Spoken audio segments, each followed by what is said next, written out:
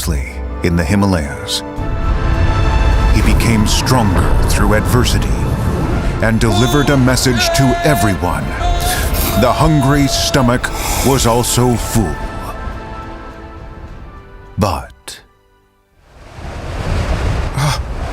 wait a minute. My face is... What? Oh no! My face is messed up! I'm the chairman of Atomy. I have to sell cosmetics. Let's see. Ah, my most precious treasure! Moisture elasticity, brightening glow, elastic lifting, even anti-aging! Anytime, anywhere, I can't be light on my skin! I forgot.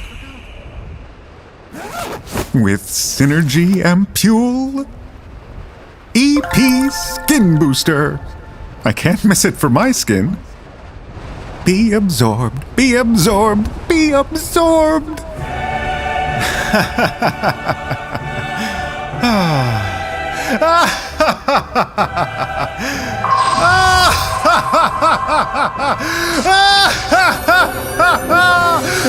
Oh, yes, yes, yes!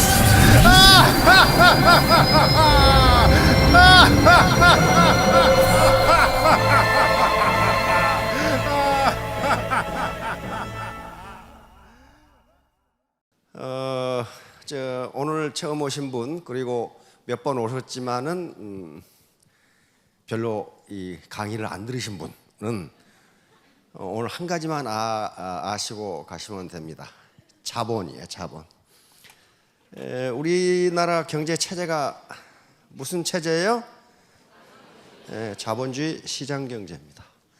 헌법 1조 대한민국은 민주공화국이다. 민주, 국민이 알아서 해야 돼요.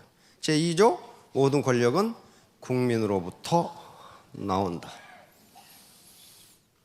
그리고 제9장 경제에 가면은 자유시장 경제를 전부 개인이 기업을 할 수 있고 상속을 할 수 있다는 규정이 쫙 있어요. 그렇다면 이게 자본주의 시장 경제인데 자본주의 시장 경제에서 가장 중요한 게 뭐예요? 자본이에요. 자본. 자본이 없으면 그 누구도 성공할 수 없어요. 자본, 생산성, 소득 이게 자본주의 사회의 거의 전부입니다. 요건 애터미 사업을 해서 성공을 하는 것도 요거고요. 고시패스를 해서 변호사가 되는 것도 요거고요. 전쟁에서 이기는 것도 이겁니다. 미국과 독일이 전쟁을 한다. 누가 이겨요? 자본이 많은 쪽이 이겨요. 그럼 문제는 뭐냐 하면 자본이 뭐냐 하는 거예요. 그렇죠? 자본이 뭐냐? 그놈의 자본이 하도 많기 때문에 지금 40몇 번째, 44번째 했는데 이건 아직 지금 30 정도에 불과해요. 그러면 내가 지금 고소득을 올리고 싶다고 올려지는가 하는 거예요. 그렇게 되지 않아요. 반드시 생산성이 높아야 돼요. 생산성이 높으려면 어떻게 되느냐? 자본이 있어야 돼요. 자본. 문제는 뭐냐? 자본이 뭔가야? 자본이 무엇인가? 자본이라는 것을 항상 머리에 두고 계셔야 됩니다. 자본. 자본이에요. 자본. 이 오늘 처음 오신 분도 이 자본이란 내가 가진 자본이 뭔가만 아신다면 내가 왜 이렇게 궁하게 사는가 하는 것이 나옵니다. 자, 지금 시대가 엄청나게 빠른 속도로 변하는데 옛날도 변했어요. 자, 살아남은 종은 가장 강한 종도 아니고 가장 똑똑한 종도 아니다. 변화에 가장 잘 적응하는 종이다. 이건 찰스 다이만 한 얘기가 아닙니다. 지금 거의 현대의 미래학자들이 하는 소리예요. 환경에 적응하지 못하면 반드시 도태되게 돼 있다. 시대가 이렇게 빨리 변하는데 옛날 얘기하고 계시는 분들이 있어. 이건 반드시 도태됩니다. 다음. 자, 주역 아시죠? 사서 삼경 중에 사서가 있고 삼경이 있죠. 시경, 서경, 주역이 삼경인데 주역이 최고봉입니다. 주역에 있는 말입니다. 주역의 말하기를 궁즉변. 궁하면 변해하고. 내 생활이 현재 궁하다. 궁하다 그 말은 궁한 차원이 있습니다. 때거리도 안 된다 한 것도 궁한 거지만은 내가 하고 싶은 일을 지금 못 하고 있다는 것도 궁한 거예요. 그렇죠? 우리 아들을 미국에 유학시키고 싶은데 유학비가 없다. 그것도 궁한 거죠. 우리 부모님을 조금 더 잘 모시고 싶은데 한 달에 용돈을 10만 원밖에 못 드린다. 이것도 궁한 거. 이 궁한 거예요. 아무튼 궁하면 어떻게 돼야 된다고요? 변해야 하고. 변해야 하고. 이거 옛날 얘기입니다. 3,000년 전의 얘기예요. 자, 변즉 통. 변하면 통하고. 변하면 통하는 거예요. 지금 꽉 막혀 있는 상태야, 내가. 변하면 통하고, 통죽후. 통하면 오래 간다. 이거예요. 이게 현대 사회하고 그대로 맞아요. 궁죽변. 궁하면 변해야 하고, 변즉 통. 변하면 통하고, 통해야 돼, 통해. 통하면 통죽후. 통하면 오래 간다. 이거 무슨 많이 본 영감탱이죠? 이거 아인슈타인이라는 영감탱이야, 이거. 아인슈타인이 말해놓은 거 보니까 이렇게 해서 미친 짓. 똑같은 일을 계속하면서 다른 결과를 기대하는 것. 똑같은 일을 지금까지 계속해 오면서 부자가 안 되나 기대하는 것은 미친 짓이다. 인간이 정신 빠진 놈이다. 그 말이에요. 정신 빠진 놈. 그러니까 여기는 두 가지 의미가 있습니다. 같은 일을 하더라도 다른 방법으로 하든가, 아니면 그 일을 때려치우고 다른 일을 하든가. 이렇게 하지 않고서 다른 결과, 다시 말하면 돈을 더 벌어야지, 이건 미친 짓이다. 그렇게 되지 않는다는 거예요. 자, 다음. 이거 토마스 쿤이라는 과학철학자입니다. 20세기 최고 학자 중에 한 사람으로 치는 사람인데, 패러다임이라는 말을 만들어낸 사람이에요.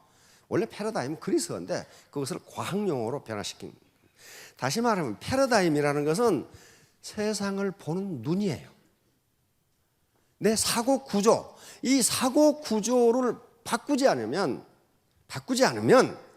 옛날과 똑같이 보고 똑같이 살 수밖에 없다는 게 이 과학철학자의 말입니다. 자, 옛날에는 이게 지구가 우주의 중심이고 태양이 우주를 돈다고 생각했어요. 이게 천동설이죠. 나중에는 이렇게 해놓고 천동설을 가정하고 항해를 해보니까 안 맞아. 분명히 천동설에 따르면 북극성이 저쪽에 있어야 되니 그쪽에 있지가 않아. 이게 뭔가 싶어서 봤더니 코페르니쿠스가 태양이 지구를 도는 게 아니라 지구가 어디를 돈다? 태양을 돈다. 태양이 지구가 이렇게 돈다. 지구가 여기 있고 태양이 도는 게 아니고 태양이 중앙에 있고 지구가 돈다. 이게 패러다임 시프트라는 거예요. 패러다임 시프트. 내 세상을 보는 눈을 바꾼다. 내 사고 구조, 사고의 틀을 바꿔버린다. 이거 뭘로 보시나요? 여러분 보신 분 계시죠? 지금도 저게 뭔가 하고 지금 이상하다고 이렇게 본다고 보이는 게 아닙니다. 이거 지금. 이게 뭘로 보이나요? 이건 꽃병으로 보는 사람도 있고 사람 얼굴 두 사람이 이렇게 마주보고 있는 거예요. 지금 이건 뭐야 이거? 새로 볼 수도 있고 토끼로 볼 수도 있어요. 그렇잖아요. 요 강목은 4개예요, 3개예요 지금.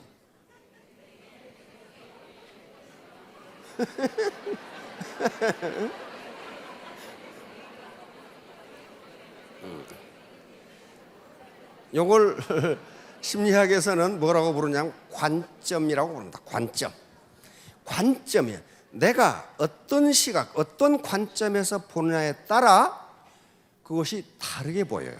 그러니까 상대가 틀린 게 아니고 보는 위치가 다른 거예요. 다를 뿐이지 틀린 게 아니란 말이에요. 그러니까 여기서 독선과 아집이 위험하다 이거예요. 그러나 지금 시대가 변하고 환경이 변하고 그 사람이 사는 도시가 다른데 그렇게 한다고 성공할 수가 없어요. 없을 수도 있단 말이에요. 그러니까 패러다임을 바꾸는 건 내 행동을 바꾸는 겁니까? 내 사고를 바꾸는 겁니까? 사고 구조를 바꾸는 거예요. 근데 행동을 바꾸는 게 아니고 내 마음을 바꾸는 거라고요. 마음을. 이게 타조 증후군이라는 겁니다. 타조란 놈은 호랑이라든가 표범이 나타나면 도망가야 되는데 대가리를 머릿속에 쳐갖고 나 없다 그러고 이렇게 위험이 닥치면 시대가 변하면 그 시대의 변화를 알고 내가 이걸 어떻게 대처해야 되는가. 시대의 변화가 호랑이가 오는 거야. 그러면 거기에 대처해야 되는데 아니야 호랑이 안 와. 이러고 있다는 거예요 지금. 과거에 안주하지 말고 도전하시라는 거예요. 도전. 그 다음에 그 곤충이 허물 벗잖아요. 허물 벗는 거 보면 어때요? 시골에 사신 분 관찰해 봤죠? 정말 힘들게 허물 벗죠. 정말 힘들게 벗어요. 근데 불쌍해서 도와준다고 지가 사람이 100개 버리면 어떻게 돼요?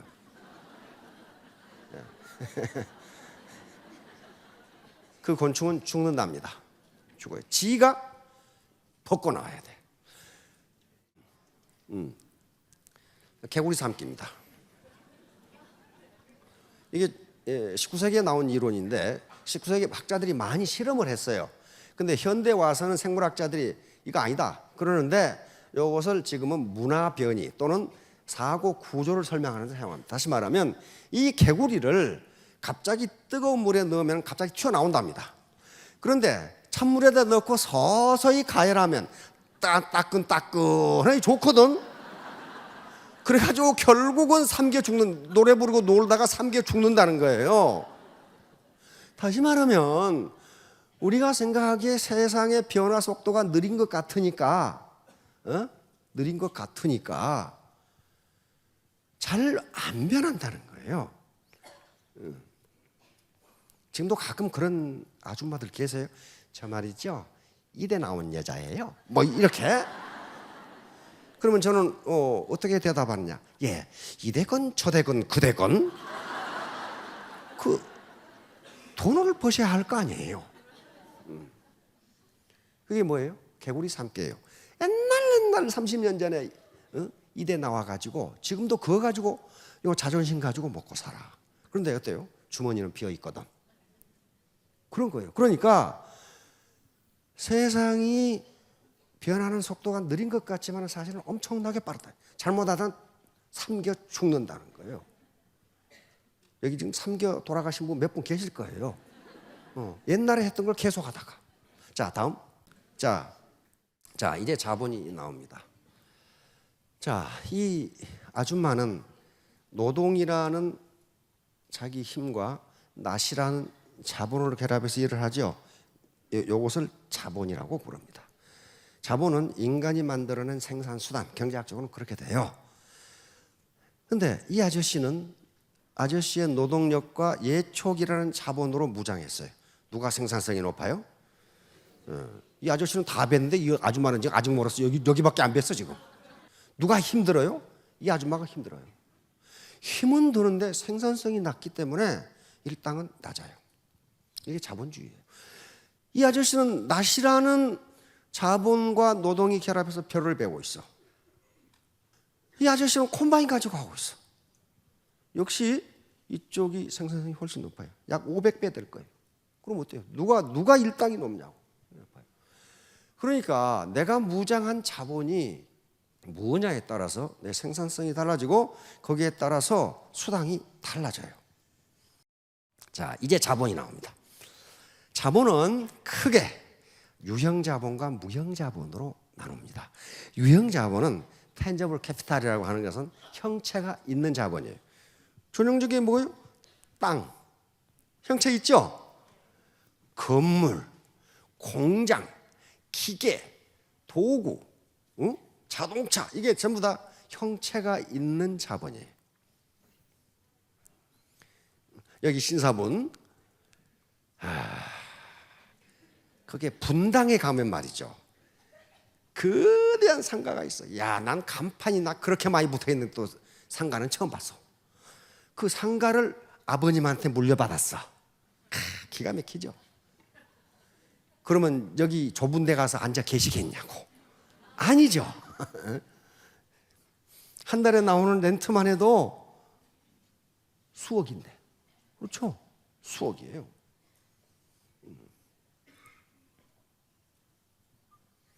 유형 자본을 가지고 있으면 자본주의 시장 시스템이라는 것이 1년 365일 일을 해줘서 나에게 소득을 갖다 줘요. 자본이 생산성이 있으니까 그래요. 생산성이 있어요. 근데 그게 없어 지금. 그 다음에 무형자본. 우리가 지금 하려고 하는 게 무형자본이 인텐지블 캐피탈. 인텐지블 캐피탈은 형체는 없는데 나에게 소득을 갖다 줘. 그게 뭐예요? 특허권, 저작권, 그리고 우리가 하는 게 지금 인적자본이에요. 인적자본. 김연아 1년 모델료가 200억이라고 그러죠. 어째서 김연아한테 모델료를 200억을 주겠어요? 여러분들이 이 기업주라고 생각해서 봐. 뭐 때문에 주겠어? 200억을 줘도 그보다 더 많은 물건이 팔리니까. 그렇죠? 기업주들은 바보가 아닙니다. 바보가 절대로 아니에요. 근데 여기 계시는 분들이 기업주를 찾아가서 저는 100억만 주시면 하겠습니다. 저는 200억 필요 없어요. 100억만 주시면 제가 모델을 하겠습니다. 그렇게 되지 않아요. 왜? 그분이 100억을 받고 모델을 하면 적어도 150억은 팔려야 돼요. 그렇죠? 지금 팔리는 것보다 그렇게 나가야 된다고. 그러면 김연아 미모 때문에 모델을 할까요? 김연아는 그 말고 인적자본, 휴먼 캐피탈을 가지고 있어. 그렇죠?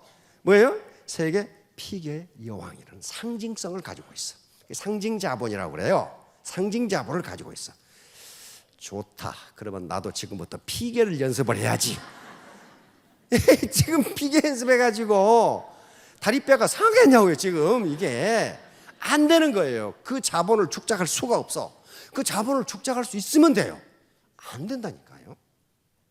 상징성이라는 거, 이미지라는 게 상징성이라는 게 엄청난 자본이라고. 그래서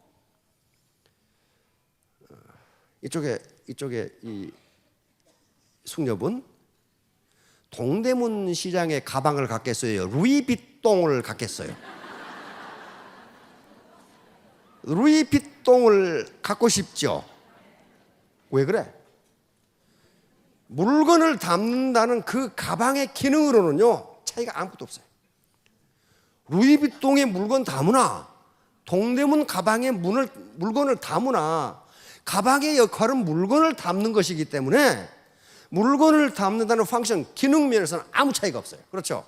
근데 왜 루이비통은 200만 원씩 해? 그게 자본이에요. 그게 루이비통을 그 기능을 보고 사는 게 아니라 그 이미지를 보고 사는 거예요. 그렇잖아요. 상징성을 사는 거예요. 그 이미지를 사는 거예요. 그걸 경제학에서는 베블렌 효과라고 그럽니다. 비싸면 비쌀수록 더 산다는 거예요. 베블렌 이펙트라고 하는 거예요. 그런 게 있어요. 학문적으로. 이제 문제는 여러 것을 우리가 가질 수가 없어요. 현재 없잖아요. 지금 강남에 건물을 가질 거예요. 대백을 내가 가질 거예요. 안 되잖아요. 그럼 뭐예요? 인적 자본, 휴먼 캐피탈을 가질 수밖에 없어요. 이 애터미 사업은 휴먼 캐피탈을 갖는 사업이란 말이에요. 그래서 우리가 지금 제가 다루는 것이 이 무형 자본이에요. 무형 자본을 가지고 돈을 벌어서 궁극적으로는 유형 자본을 갖도록 하시라 그런 말이에요. 땅도 사시고 건물도 사시고 금괴도 몇 개 사시고 파텍 시계도 몇 개 사시고 그건 유형 자본이에요. 그렇죠? 채권도 사시고. 근데 지금은 그 유형 자본이 없으시잖아요. 대부분. 어떤 분은 가지고 계셔. 그러나 그래서 이 무형 자본을 축적하려고 하는 모든 과정이 애터미의 세미나 시스템 과정이에요. 과정이라고요. 이게 없으면요 안 되는 거예요. 그러면 우리 지금 멤버분들이 가지고 있는 자본이 뭐냐는 거야. 자본을 가지고 있어야 될 거 아니에요. 요거 네트워크, 소셜 네트워크. 요걸 사회자본이라고 부릅니다. 이걸 학문적으로 그렇게 부르는 거예요. 이게 야, 저 영감탱이 드디어 동그라미 그리기 시작했다. 이제 이렇게 이 자체가 네트워크인데 이것을 사회자본, 소셜 캐피탈이라고 부른다 그 말이에요. 소셜 캐피탈. 그러면 이 소셜 캐피탈의 사이즈와 퀄리티에 따라서 개인의 소득이 결정됩니다. 오늘 처음 보신 분도 요건 아시겠죠? 라인의 크기에 따라서 내 소득과 직급이 결정된다고요. 그럼 그게 뭐예요? 그게 자본이에요. 그것을 소셜 캐피탈이라고 부릅니다. 사회 자본이에요. 눈에 보이지는 않는데 휴먼 네트워크로 연결되어 있어요. 이게 자본이라고요. 문제는 이게 자본. 예를 들면 박정수 이 크라운 같은 경우 지금 여기에 달린 사람이 10만 명이 넘어. 근데 어떤 사람은 달랑 2사람 달려 있어. 2사람 달린 사람이 소득이 높겠냐? 10만 명 달린 사람이 소득이 높겠냐? 이거야. 그렇죠? 따라서 애터미 사업자들의 자본은 소셜 캐피탈이고 이 소셜 캐피탈, 다시 말하면 소셜 네트워크의 사이즈와 퀄리티에 따라서 소득이 결정돼요. 그러니까 이게 결정적인 자본이야. 그렇죠? 그럼 문제는 뭐가 있어요? 어떻게 하면 이걸 키울 수 있을까? 그 말이죠. 어떻게 하면 키울 수 있을까? 그러면 요 로고스, 파토스, 에토스는 누가 한 얘기냐면 지금부터 2300년 전에 아리스토텔레스가 한 얘기예요. 사람을 설득하려면 이 3가지 요소가 반드시 필요하다. 자, 로고스, 파토스, 에토스. 요 아리스토텔레스. 아인슈타인이 좌측내는 이성적이고 우측내는 감성적이에요. 요게. 그리고 소크라테스가 이렇게 했어요. 자, 그러면 로고스는 뭐냐 하면은 설득을 하는데 로고스는 논리적으로 그 사람의 이성에 호소하는 거예요. 이걸 그러니까 논리적으로 설득하려면 어떻게 되겠어요? 애터미에 대해서 알아야 돼. 그러니까 이건 알아야 돼요. 지식과 지혜예요. 그렇죠? 지식과 지혜 알아야 돼. 그런데 우리 박 회장께서는 뭐라고 그래? 모르겠으면 아무렇게나 이야기해보라 그러죠. 왜 그러냐 하면은 이게 설득에 차지하는 비중이 10%밖에 되질 않아요. 10%밖에 안 된다고요. 이게 모를 수도 있어요. 그렇죠? 두 번째가 뭐예요? 파토스. 감성적 호소력이에요. 인간은 감성이라는 묘한 걸 가지고 있어. 감성적 호소력. 지금 그 사람이, 내가 지금 만나고 있는 사람이 기분이 어떤가를 봐야 된다. 어떤 여자를 만났더니 눈탱이가 탱탱 부어가지고 왔어. 그 남편한테 한 대 주워 터진 거야 지금. 그런데 그 여자한테 해모임을 드시면 남편의 힘이 좋아집니다. 그러면 안 그래도 그 인간 지금 힘이 좋아가지고 지금 신경질나 죽겠는데 그런 게 감성이에요. 지금 상대방이 기분이 어떤가. 그런데 학자들이 권유하는 것은 상대방의 말을 들어주라야. 듣다 보면 이 사람 지금 기분이 어떤가 하는 걸 알 수가 있고, 아무리 논리적으로 설명을 해도 상대방의 감정을 움직이지 못하면 그건 설득에 실패한다는 거예요. 그런데 아리스토텔레스는 가장 중요한 게 뭐라고 그랬어요? 에토스예요. 에틱스, 윤리나 도덕이라는 말의 어원이죠. 인격에서 우러나오는 인간적 신뢰감이야. 그런데 이걸 들어야 할 사람은 지금 안 나왔어. 안 나왔어. 그러니까 누구나 성공할 수 있지만 아무나 성공하는 건 아닙니다. 아무나 성공하는 거예요. 누가 성공하느냐? 자본 축적이 된 사람만 성공을 해요. 여기 계신 분들은 벌써 여기까지 오셨다는 건 자본 축적 과정에 계시는 거예요. 그러면 성공하실 수가 있어요. 단 조건 하나가 있어요. 중도에 포기하지 말 것. 중도에 포기만 안 하시면 우리 모든 멤버들이 성공할 수 있는 객관적 조건, 절대 제품, 절대 가격, 그리고 정의로운 시스템을 가지고 있어요. 가지고 있는데 내 주관적인 조건이 충족되지 않아서 성공 못하는 건 아무도 막 못해요. 아무도 막 못해요. 예, 모두 3년 후, 5년 후에 스타마스터, 로얄마스터가 되시기 바랍니다. 감사합니다.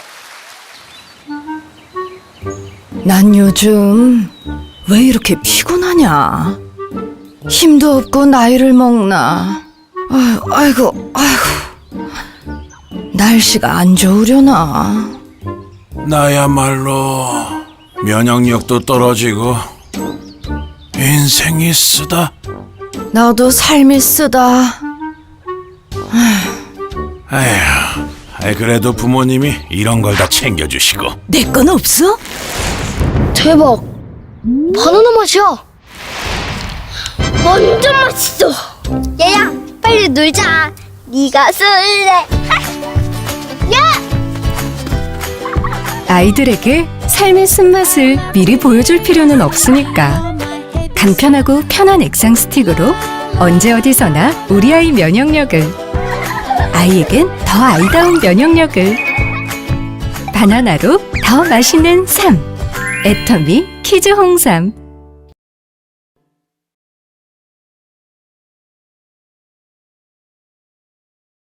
마케팅을 입문하기는 92년도에 호주에서 처음 입문을 했습니다.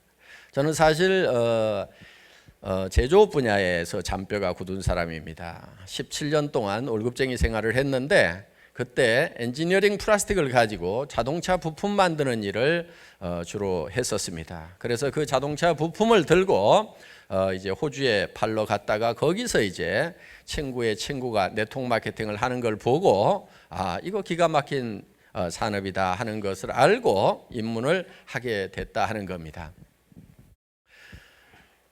그리고 이제 월급쟁이 생활이 부자가 될 수 없다는 것을 알았고 노후 대책이 서지 않는다는 것을 알게 되고 그래서 이제 사표를 쓰고 나와서 시작한 것이 이 네트워크 마케팅 사업자였습니다. 네트워크 마케팅 사업자로 시작을 해서 상당히 잘 나갔습니다. 잘 나갔는데 그때 인터넷 쇼핑몰하고 믹싱된 그런 네트워크 마케팅이 앞으로 대세가 될 거다. 그래서 이제 그 일을 시작했고 저는 한국 네트워크 마케팅 업계를 지켜내려고 하면은 이 일이 반드시 이루어져야만 된다는 그런 사명감을 가지고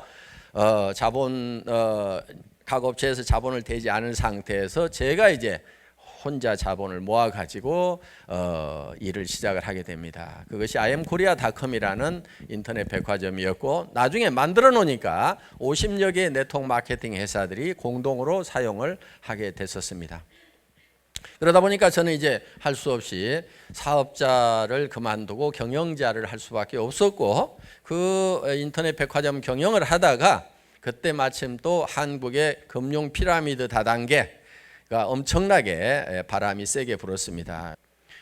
돈을 얼마 넣고 돈을 얼마씩 받는 것은 분명히 금융업임에도 불구하고 그 사람들이 우리 네트워크 마케팅의 기법을 빌려다가 사람들을 모으고 돈을 모으다 보니까 이게 네트워크 마케팅 다단계라고 이렇게 소문이 났다 하는 겁니다. 그러다 보니까 이제 모든 네트워크 마케팅이 다 문제가 있는 것처럼 사회적으로 인식이 되기 시작을 했다 하는 거예요. 그래서 그 회사가 그렇게 그 금융 피라미드 회오리 속에서 날아가 버리게 되는 사건이 있었습니다.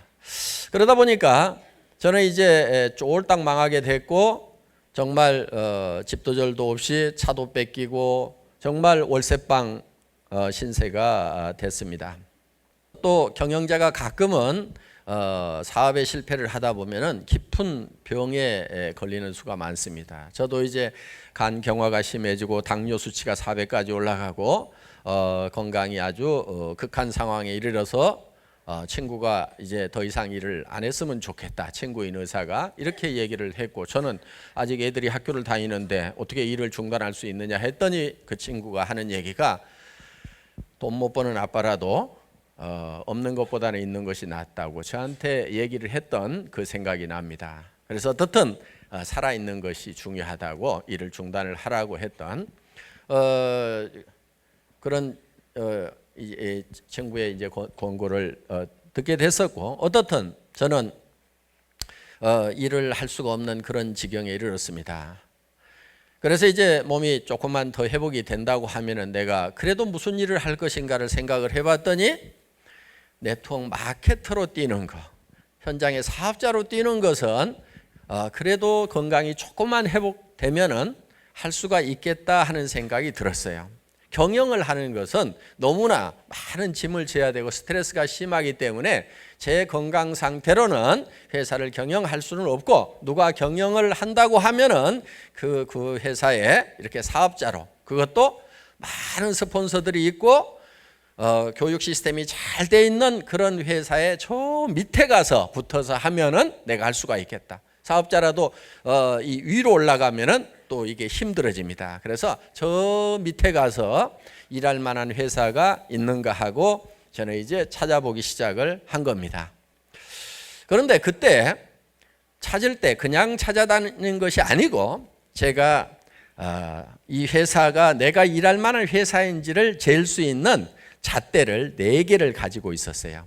요 잣대로 쟀을 때 정확하게 이 범주 안에 들어오는 회사여야만 된다 하는 생각을 가지고, 기준을 가지고 저는 회사를 선별을 하기 시작을 했던 겁니다. 그 4가지가 어떤 거였냐면은, 첫째는 경영자가 네트워크 마케팅의 경험과 능력을 가지고 있어야 된다. 그 다음에 또 한 가지는 양심적인 사람이어야 된다 하는 거였습니다. 두 번째는 상품이었습니다. 상품이 자발적인 반복 구매가 가능해야 된다.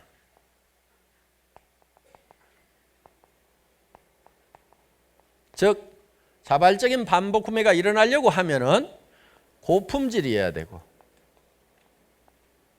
그 다음에 저가 상품이어야 되고, 그 다음에 또 한 가지 조건이 있는데 생필품이어야 된다 하는 겁니다. 생필품. 왜냐하면은 사치품 같은 경우는 아무리 싸고 좋아도 안 사는 사람들이 있을 수가 있어요. 그런데 생필품은 없으면은 못 사는 거기 때문에 항상 사야만 되는 거. 그렇기 때문에 싸고 좋기만 하면은 일정 매출은 일어날 수밖에 없다. 자발적인 재구매가 일어날 수밖에 없다 하는 이런 기준을 가지고 있었고, 세 번째는 수당 체계였습니다. 수당 체계. 보상 플랜이 쉽고 그리고 장기적이어야 된다. 그 다음에 균형이 잡혀 있어야 된다. 보상을 하는데 예를 들어서 윗사람만 왕창 받아가도록 한다든가, 올라가 봐야 수당이 별 볼 일 없고, 그렇게 되면은 힘이 빠지게 되어 있습니다. 그래서 밑에서도 일한 대가가 나올 수 있어야 되고, 올라가면은 올라가는 만큼 뭔가 희망을 가지고 뛸 수 있을 정도의 수당이 나오는, 그래서 상, 중, 하가 균형이 잘 잡혀 있는 그런 보상 플랜을 가지고 있어야 된다. 또 한 가지는 네 번째, 성공할 수 있는 교육 시스템이 갖춰져 있어야 된다 하는 거예요.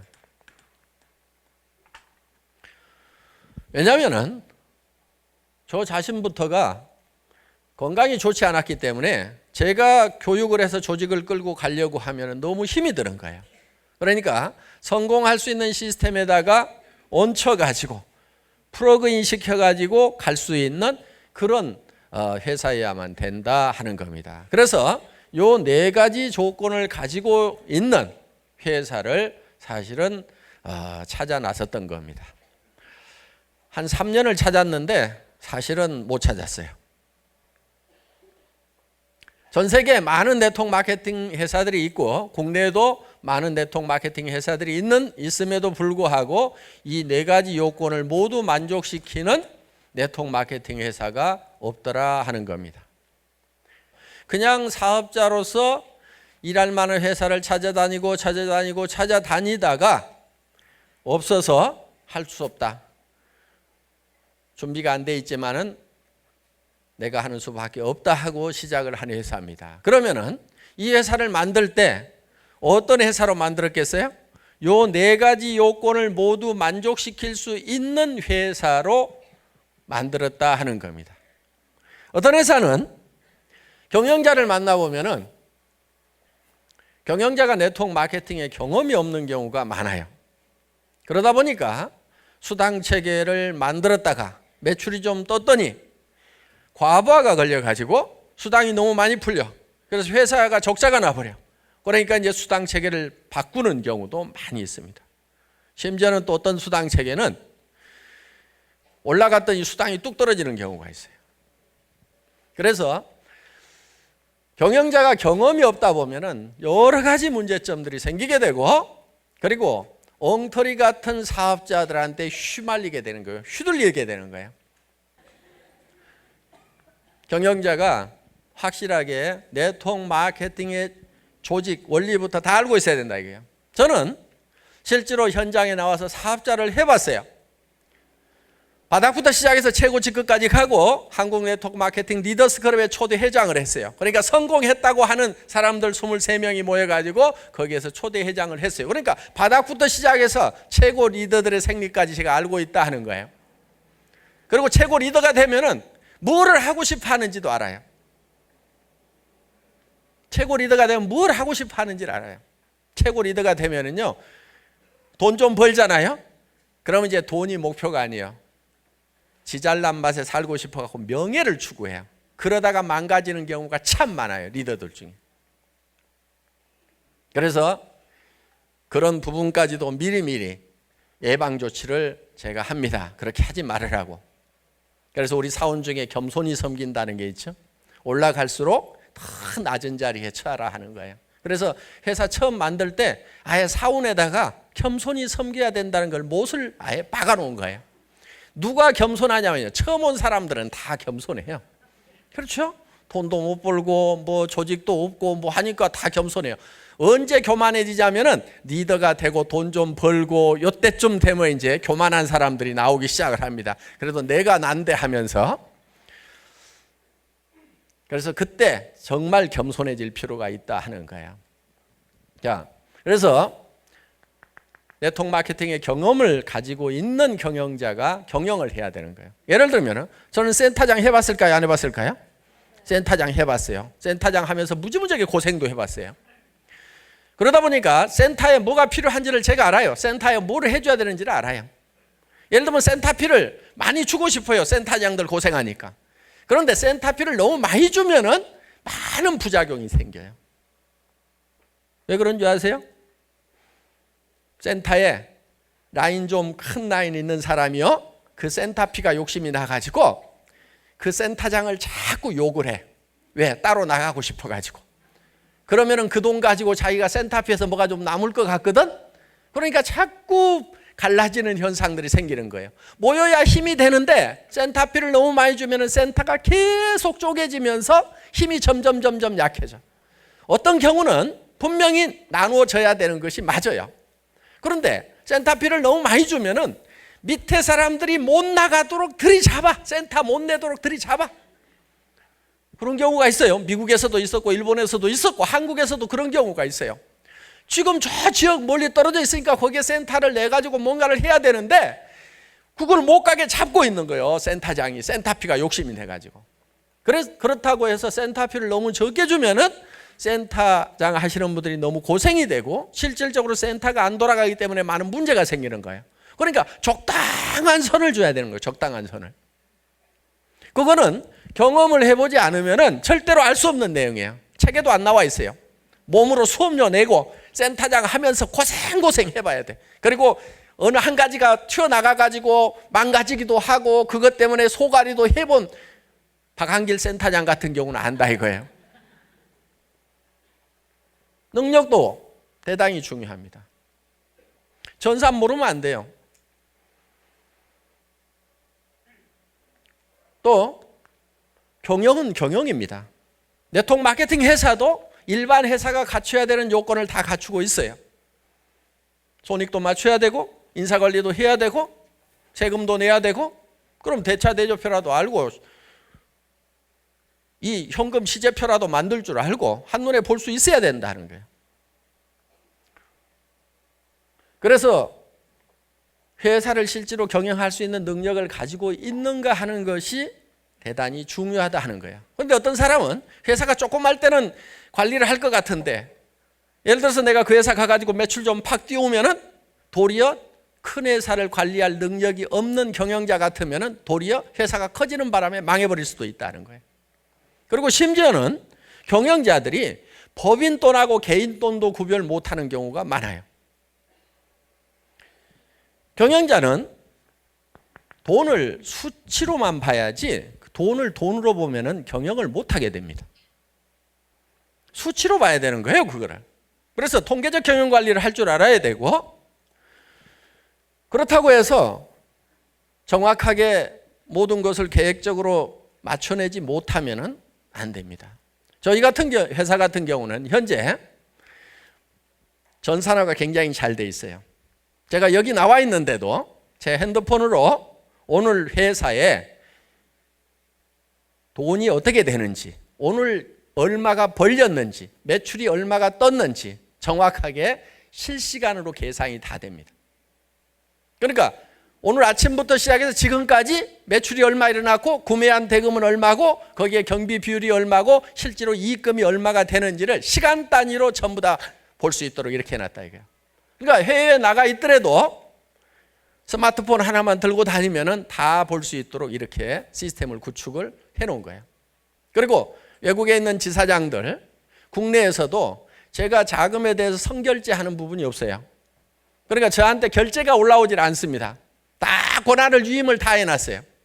돈 마음대로 쓰도록 해놨다는 얘기예요. 그런데 그 돈이 어떻게 움직이는지는 제가 한눈에 볼 수 있도록 모든 시스템을 다 구축해 놓은 거예요. 그러니까 다 맡기고 그렇지만은 다 관리 감독을 할 수 있도록. 그래서 이 프로가 어떻게 되고 있고 그 다음에 캐시 프로가 어떻게 되고 있는지 그리고 앞으로 가지고 있는 이 자본의 역량을 어느 쪽으로 집중을 해 나가야 되는지 하는 부분에 대해서 항상 전략적으로 사고를 하고 있고 그거를 현재 회사의 경영 실질적인 데이터를 베이스로 해서 전략을 세우고 있다 하는 겁니다. 그러니까 그런 능력이 없으면 안 되는 거예요. 요 양심은 기본입니다. 이게 안 돼 있으면은 고양이한테 생선 맡겨놓은 꼴이에요. 그 다음에 상품이 자발적인 반복 구매가 일어나야 된다. 어떤 회사의 상품은 보니까 한 번은 팔겠어, 한 번은 파는데 그 다음에는 자발적인 반복 구매가 일어나 줘야 된다 이거예요. 한 번은 가가지고 정말 좋습니다, 정말 쌉니다 얘기해가지고 한 번은 팔 수 있잖아요. 그런데 그 사람이 야 써보니까 정말 네 말대로 좋지가 않더라 그러면 할 말이 없단 말이에요. 안 써봤을 때는 써보라고 옥박지를 쓰라도 있지만은 써보고 난 사람한테는 뭐라고 할 거냐 이거야. 그래서 아무리 세일즈 능력이 좋아도 자발적인 반복 구매가 일어나지 않으면은 축척이 되지 않는 게 축척이. 그러니까 네트워크 마케팅은 반드시 처음 내가 소개한 사람들이 사야 되고 그 밑에 사람들이 사고 또 위에까지 사야 되는 거예요. 위에까지. 그리고 또 새로운 사람들이 사고 요 위에까지 또 사야 되고. 그런데 요 위에 사람들이 샀어. 그 다음에는 안 사.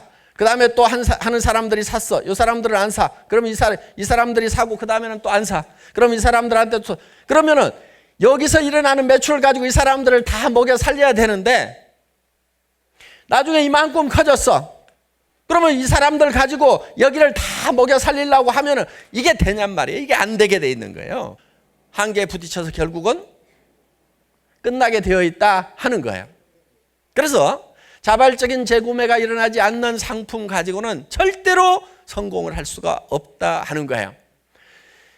그런데 많은 회사들이 자발적인 재구매가 안 일어나니까 강제로 재구매를 일으키도록 하는 거예요. 이게 뭐냐면은 유지 조건이라는 거예요. 유지 조건. 그래서 수당을 받으려고 하면은, 당신이 수당을 받으려고 하면은 매달 얼마씩을 사야만이 수당을 받을 수 있다. 이렇게 조건을 달아놓는 거예요.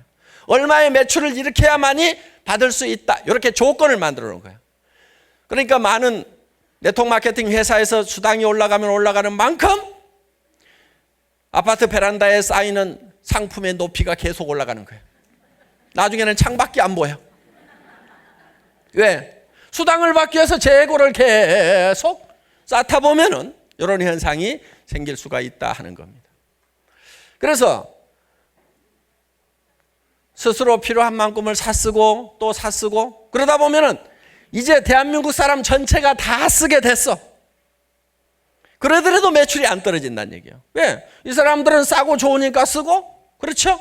이 사람들은 용돈이 되니까 쓰고, 이 사람들은 생활비가 되니까 쓰고, 이 사람들은 돈벌이가 많이 되니까 쓰고, 이 사람들은 기가 막히게 많이 되니까 쓰고. 요 차이는 있을 수가 있어요. 그런데 아무도 손해나는 사람이 없고 아무도 피해자가 없는 거예요. 왜? 맨 밑에 있는 사람도 어차피 쓸 건데 싸고 좋아서 쓰고 있으니까 손해날 건 하나도 없다 이거예요. 그리고 안 사도 되는 걸 사는 것이 아니고 반드시 써야 되는 생필품을 사기 때문에 문제될 것이 없다 이거예요. 여기서 안 사더라도 어디 가서 사는 거예요. 할인 매장에 가서 사든 TV 홈쇼핑에 가서 사든 인터넷 쇼핑몰에 가서 사든 어딘가서는 사야 되는데 품질도 좋고 가격도 싸니까 사쓰는 것만으로도 이익이 된다 이거예요. 수당으로만 이익이 되는 것이 아니고 사쓰는 것 자체만으로도 다른 데서 사는 것보다는 이익이 되는 그런 마케팅이야만 된다. 그런 상품을 가지고 있어야만 된다는 거예요. 그래서 저는 이 회사를 설립을 할 때 처음에 고품질인 것은 알았어요. 가격은 사정없이 이제 깎아대기 시작을 한 겁니다. 자, 수당 체계가 쉽고 그리고 장기적으로 안정성이 있어야 되고 균형이 잡혀 있는 수당 체계를 가지고 있는 회사여야 된다 하는 거예요. 그런데 미국의 이런 네트워크 회사들을 보면은 대부분이 브레이크웨이 시스템으로 돼 있어요. 브레이크웨이 시스템이라는 것은 어떤 거냐면은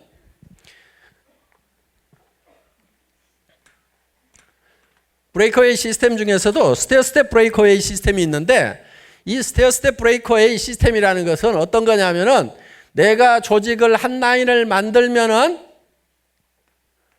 요거 이제 받는데 예를 들면은 한 라인을 만들어 가지고는 2단계까지밖에 못 받는다 이런 개념으로 보시면 돼요. 예를 들어서 두 라인을 이렇게 만들면은 두 라인에 대해서는 3단계까지 받을 수가 있다. 여기까지 받는 거예요. 여기까지. 두 번째 라인을 이렇게 만들면은 세 번째 라인을 만들면은 더 이렇게 이제 깊이 받을 수 있도록 시스템이 만들어지는 거예요. 그러니까 이거를 3라인, 6라인, 9라인, 12라인 뭐 이런 식으로 계속 늘려가도록 되어 있는 거예요. 그러면은 그 라인에 따라 가지고 이 깊이가 스테어 스텝, 계단처럼 이렇게 더 깊이 먹을 수가 있다. 그래서 스테어 스텝 브레이크웨이 시스템이라는 거예요. 그런데 내가 옆으로 펼치지를 못하면은 요 한 라인이 아무리 커져도 내가 두 라인밖에 없다 그러면 여기까지밖에 못 받는다 이거예요. 그러니까 요 밑으로 내려줄 틈이 있어요, 없어요? 없어요. 각자가 전부 옆으로만 뻗어야 되는 거예요. 더불어 사는 자본주의라고 하지만은 각자가 살기 위해서 뛸 수밖에 없는 이런 마케팅 플랜인 거예요. 그래서 이런 브레이크웨이 시스템의 마케팅 플랜을 가지고 있는 회사들은 정말 능력 있는 사람만 성공하게 돼 있어요.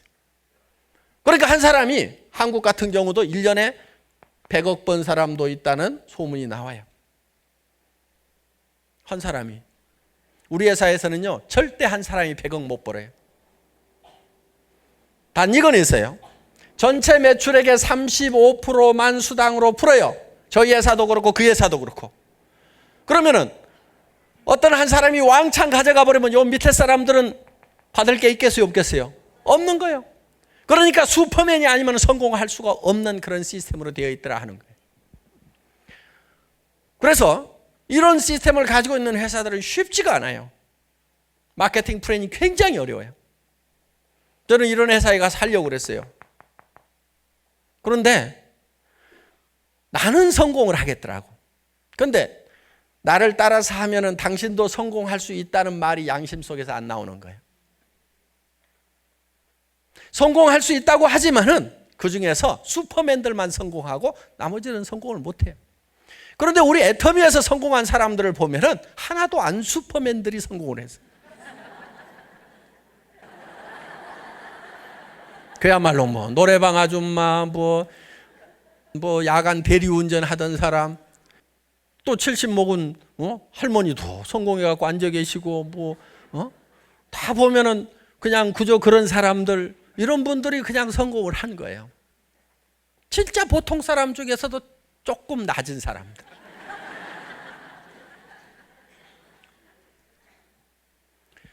그거는 저희 마케팅 플랜 자체가 두 줄만 가도록 돼 있어요. 두 줄만 가도록 돼 있는 거예요. 그러니까 세 번째 줄은 두 줄만 가고 이 세 번째 줄은 여기다 못 달도록 해놓은 거예요. 그러니까 무조건 어딘가는 달아야 돼. 그 밑에다. 또 여기 네 번째 줄도 못 만들어. 그러니까 또 요 밑에다 달아야 돼. 다섯 번째도 못 만들어. 그러니까 또 어딘가는 밑으로 무조건 달도록 돼 있어요. 그러니까 진짜 더불어 사는 거예요. 그래서 수당 체계를 좀 알면은 우리 애터미 수당 체계가 얼마나 좋은 건지를 아는데 모르니까 이제 저는 그걸 알기 때문에 반드시 바이너리 시스템이어야 된다. 그러면서도 과부하가 오지 않도록 안정적으로 끌고 갈 수 있는 그런 장기적인 시스템이어야 된다.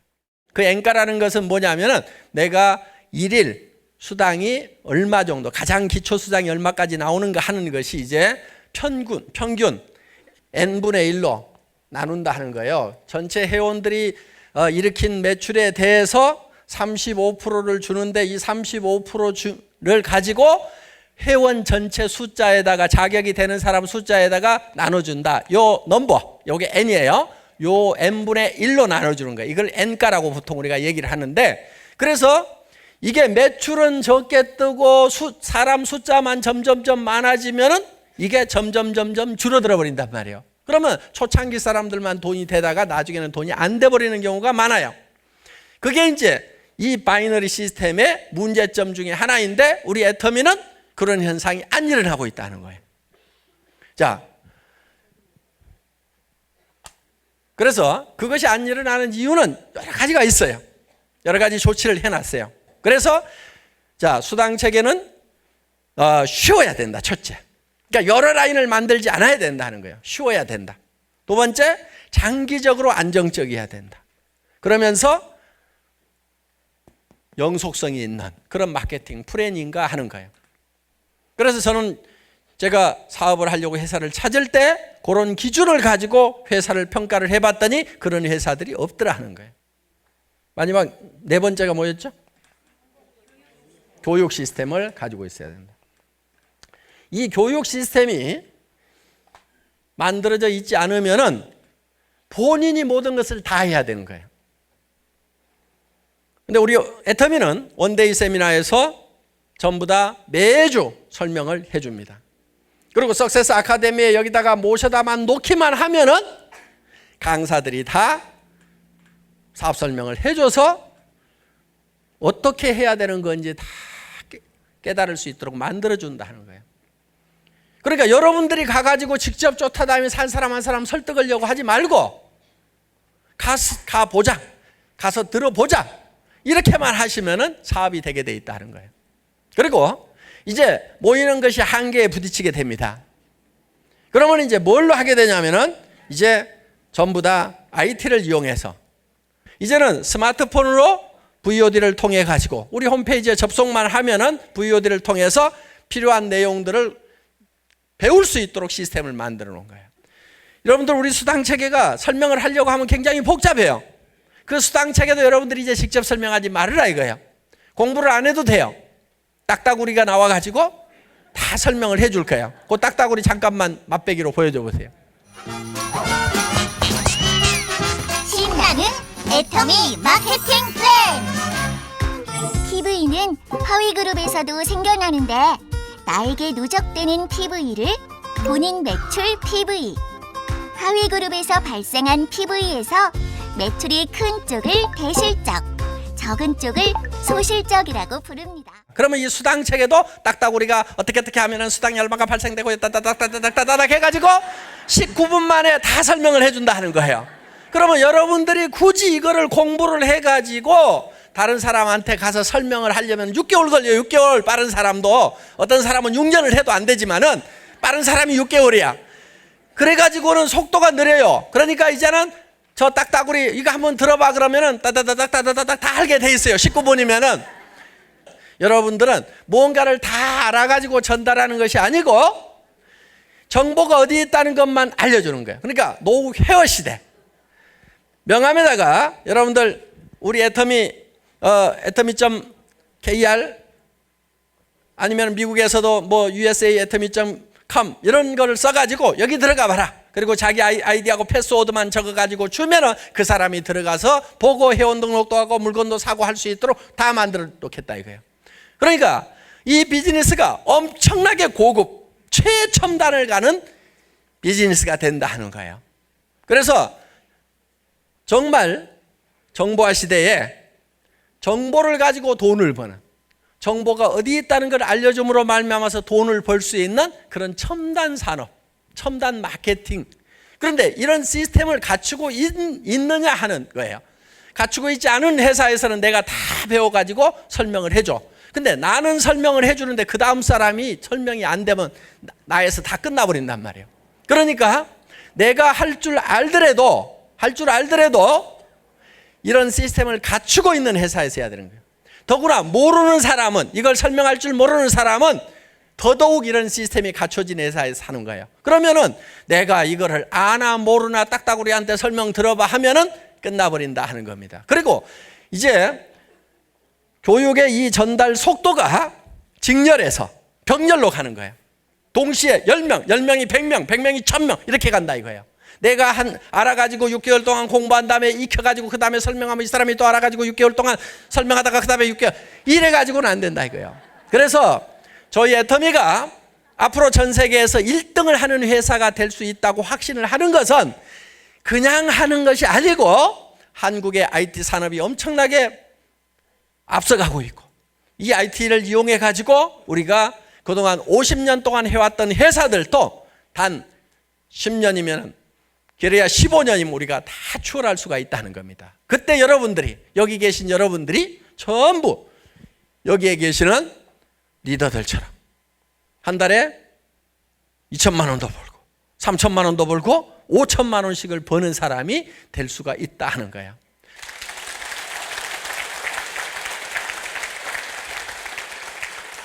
초창기에 아무런 준비도 없는 상태에서 우리 애터미가 여기까지 올 수 있었다고 하면은 이제 한국 업체 중에 1위가 된 애터미가 5년 후에는 어떤 위상을 갖게 될 건지 여러분들 상상을 하실 수가 있을 겁니다. 이 애터미가 극상층으로 올라갈 수 있는 그런 사다리 역할을 하고 있다는 것을 다음 시간부터 말씀을 드리겠습니다. 첫 시간 강의 여기서 마치겠습니다. 수고하셨습니다.